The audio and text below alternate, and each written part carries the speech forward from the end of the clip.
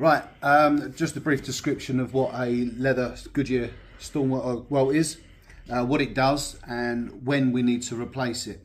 So here's a pair of bespoke shoes that are currently being made and they're with me to fit the bottom on.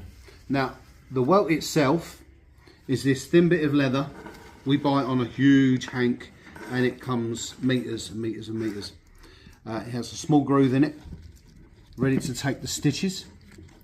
It sits on the side of the shoe and it stitches the welt through the upper, the lining and the footbed, and it holds the whole lot together, and it's the basic structure of your foot.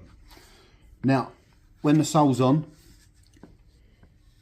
we stitch through the welt, through the leather sole, giving you a perfect bond, mechanical stitch as well as the adhesive as well. Right, when do we need to replace it? Because obviously these are replaceable and they do wear out. There's several reasons that we need to replace them. One of them is either, see, this is a good welt, it's got loads of space, I've got loads of room to put stitches in for the new sole. But as we can see on this one, some of the welt stitches have actually given way. So there's a possibility this may need replacing.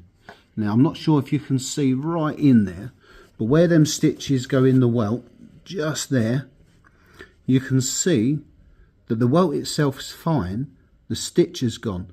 So there's a really good possibility that we could just replace these stitches and leave the original welt in place, which obviously saves time, therefore saves money. But if we just quickly examine the rest of the boot, the rest of it looks fine on both of them. We've got a few stitches broken there, so when the sole's off I'll have a better look and that will tell me whether I've got to replace it, whether it's worth replacing it, or whether we can just simply tie it back in. The next issue we have is general wear and tear. Now some people like to kick their toes, and as you can see there's not enough space around the welt to get a new row of stitches back in there, especially around the toe. It's actually gone. So this will definitely need a new welt because there's not enough to put on the machine to put a row of stitches to stitch the new sole on. So there's that, general wear and tear, toe kickers. The other thing we see is this is an aftermarket sole that's been repaired by somebody else, and when they've stitched it they've actually missed the welt and they've stitched just underneath it, but in doing so they've actually torn up the welt in there. So another row of stitches, again there's not enough welt there to get the stitches on, so that also will need a new welt.